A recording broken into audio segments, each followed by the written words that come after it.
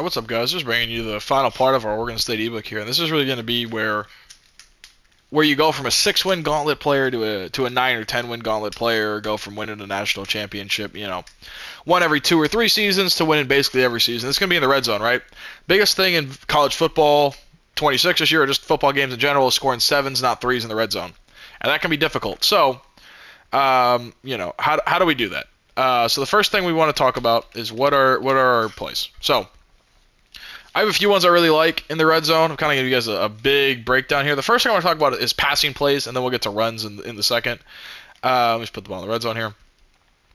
So for me, if I'm anywhere between the 7 and like the 4, this play really works anywhere. But so this trips play here, you can hot route this out of any trips play.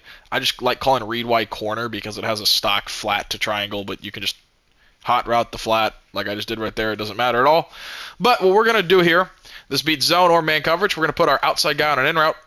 We're going to put circle on a slant, and we're going to put our tight end on a crosser. And what this is going to do versus zone coverage is our in route should be wide open. And then versus man coverage, our slant and our crossers will both be wide open versus man. So let me show you versus zone real quick. Obviously, wait for him to clear that flat, and we just lead this in, and it's wide open. Most people will not use it because they're staring at the slant. I got to be honest with you. I think I've had a guard like twice in like 300 games. We go here, and it's just wide open. Great 2-point play, great red zone play. So just recap for you guys. In route the outside. Slants are inside. Cross to the tight end. Wait for this flat to clear. Hit the in route. Okay?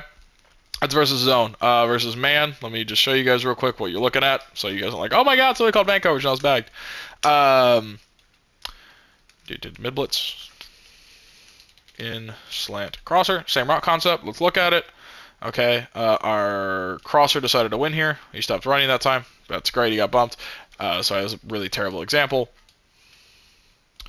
My crosser's getting bumped to all hell. I don't know why he's getting bumped so badly. I've never seen him get bumped this bad in my life. He's just like running to the defensive end. But let me show you guys the rest of the plays then. If this guy just wants to get bumped to all shit, is when this guy crosses, my slant's open.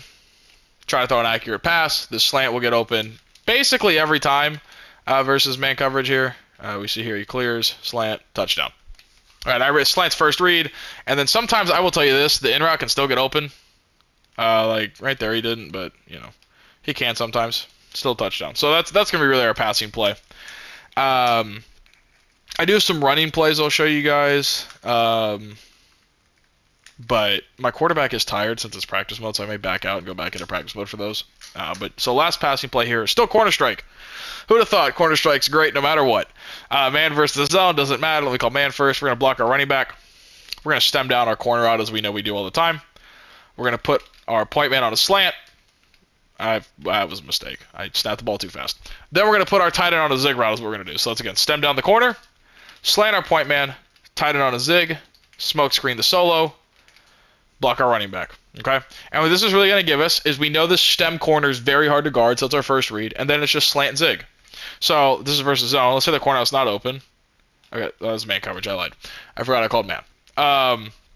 So versus man, again, it's very similar. We're just looking to see who beats their man here, right? Is it the slant, the zig, or the stem corner? Right here is the stem corner. Stem corner will be open most of the time. Nobody really expects a stem corner from the 4, but it's there. And then we should just smoke screen to hold people down for the slant to get open, right? Because look at the slant. I mean, wow, my quarterback's throwing inaccurates, but that's how you beat man coverage. To beat zone, really, we're still looking at that stem corner. I know it's kind of shocking how good this is. Let me call cover 3 here. Beats cover 2 also. I mean, we know how this route runs. So again, stem corner, and then versus zone, this zig will normally get wide open, like right between these zones, and you can just run into the end zone, assuming you don't drop the ball, which is pretty great, honestly. Shout out to my team here. All right, we look. I mean, why are none of these routes getting put on right? What am I doing? Let me lock in for you guys. So stem down, slant, zig, smoke screen, block the running back.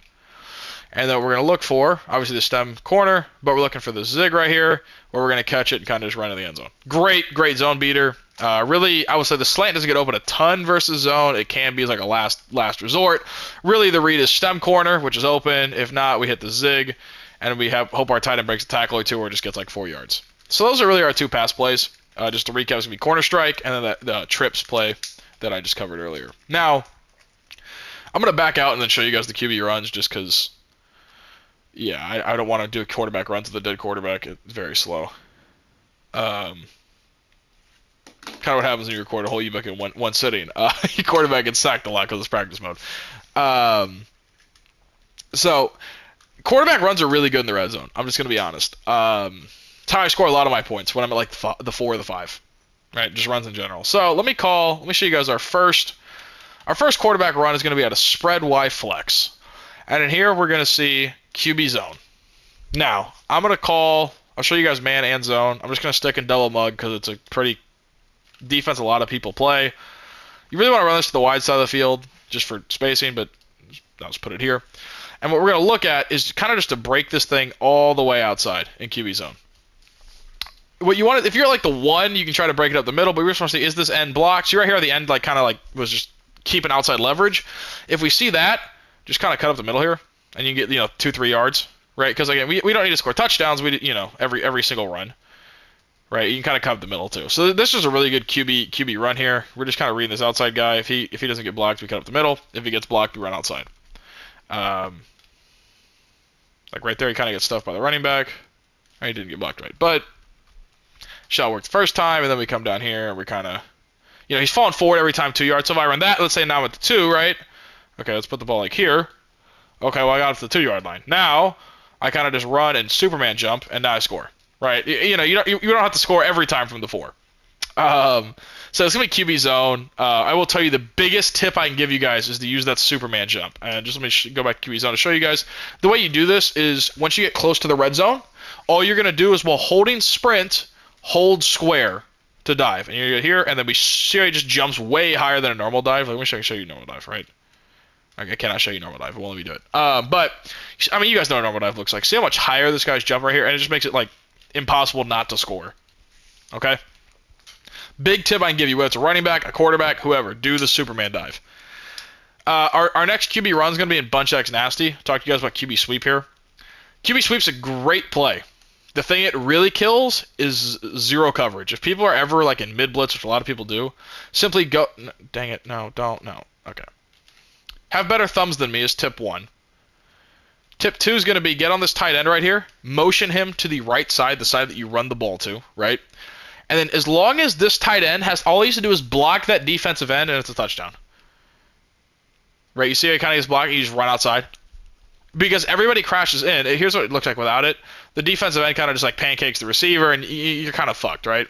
But we motion this tight end over who can hopefully have a little more, heart behind him. All we need is a little block, and then they kind of block these receivers. And we score. Or sorry, these DBs. So just one more time. Really great man run here, QB sweep. We're just going to motion over. It works versus zone too, I'll be honest. The other thing you can do is you see right there, like, oh, this guy's kind of shooting this. I don't know if I like this run this much. Here's the other thing you can do. Again, kind of like QB zone where we look to break outside early. But if not, I just come here, we get a block, and now we're in the end zone. Just kind of running like a real power play, like almost if it was a handoff, right? We look to find our hole. Everyone's blocking in. We just kind of cut up the middle here and score. And with how much people fall forward this year, especially quarterbacks, I mean, normally quarterbacks never fall forward, so this year the fact that they do is kind of a big deal. Just, get upfield, dive. 2 great runs. The next run I'm going to cover that I use a lot, so it's just going to be QB zone, QB sweep, and then out of trio, 4 wide receivers strong. We have a little bit of almost like a red zone mini scheme here. We're going to have direct snap and RPO read bubble. I don't call anything else. So direct snap, what I look at is I like to look at, honestly, who's guarding X. So if I click on read bubble here. Because what we want is we want this read key over the guy guarding X. So let me show you if I run this right here, I throw this, and I just either got 0 yards or it's picked off, right? So this is clearly terrible, okay?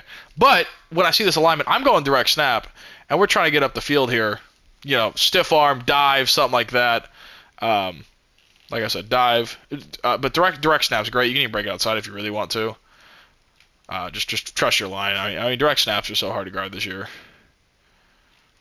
Great play. But let's say I think 6-1 will do this, or maybe goal line. A lot of people come out in goal line. I'll tell you that. I don't know why people started doing this. But let me go call goal line. I'm like 60 out jacks. A lot of people call this play right here. Well, all I got to do is I just throw this bubble, and it gives you a good counter when people start putting come out in goal line or they come out in 6-1. Is we just look to throw this bubble, the guy gets blocked, and we just walk into the end zone. So it's kind of a counter punch because if I call direct snap here, I mean, I'm dead in the water, right? It's just not going to work. But I call read bubble, and now we're not dead in the water. Now we're getting blocks, and now we're getting in the end zone. Oh, last thing I'll tell you with read bubble here, put this guy on a slant. Oh, okay, so this is goal line. If it's goal line here, I'm putting this guy on an out route, and I'm snap throwing this, because you can hot route on RPOs. Let me call like normal man coverage so I can show you guys something where it's not goal line alignment. Where's like a mid blitz or man blitz? I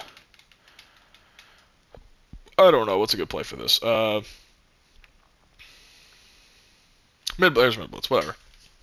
So right here, as we know, let me show you the bubble real quick. This bubble is bagged, right? I mean, should be a pick. It's not open. But if I put my solo side on a slant here, and he snaps, he's going to beat his man on the slant, and he can kind of just possession catch under it if people start trying to shoot the run. This hot routed slant here, I'll just tell you guys, is really good. Very hard to guard that. So it's kind of a counterpunch to everything else that's in here with our direct snaps, which are still great. So that's going to be the first couple things, runs of the red zone. Those are really the ones I use the most. The other just good runs in the playbook that I haven't covered yet. Duo out of Ace Strong offset is very good. It's probably the only run I really call, if I'm being real with you guys. I'm going to call mid blitz for you. Why am I doing this out of here? I don't know. All right, mid blitz. Right, I mean, duo, you get great block. Look at the hole. Right, duo's a great run anywhere on the field. The rest of these runs I'd only call on the goal line. Duo's great anywhere, as is crack toss. Crack toss is very hit or miss. So it's out a bunch strong nasty. That's why it's one of these audibles here. I love crack toss. And let me go to mug. So here's the thing with crack toss. The reason I say it's hit or miss is it totally matters if this right defensive end gets blocked. I think it gets blocked about 70% of the time. And when that happens, let's see if it happens right here. Yep. Okay, well that time he didn't actually get blocked. Like I said, it's kind of hit or miss. Oftentimes you can get pretty great blocking like that right there. See, good blocking, and we're getting up the field. Other times it just kind of gets shot in the backfield. I don't know why it's like this. I really like these runs. These are really good versus zone coverage. I will tell you guys, like out of the red zone, crack toss is just elite. Let me show you guys like cover 3 out of the same formation. Crack toss. So crack toss. Actually, let me show you guys like other people don't always just run mug. Let's call like 3-3 over cover 3, right? Let's watch what crack toss does. It's gonna pull, and you kind of just get all these lead blockers. It's a very good run out here, as you can definitely tell. Let's ignore the stiff arm and everything. This game's tackling sucks, but right, we look at the crack toss. We get that block. Our linemen are pulling. You kind of just follow this lead blocker here. Crack toss is an elite run. Just wanted to show you guys this. Crack toss and duo are the only 2 runs I call outside of the red zone ever. So yeah, but yeah, just to recap our red zone offense here, we have that direct snap and RPO read bubble out of trio 4 receiver strong. We have our QB power out of bunch X nasty, which is right here, our QB sweep, sorry, and then we have spread Y flex, which has our QB zone. Other than those, and then we have our trips passing play as well as our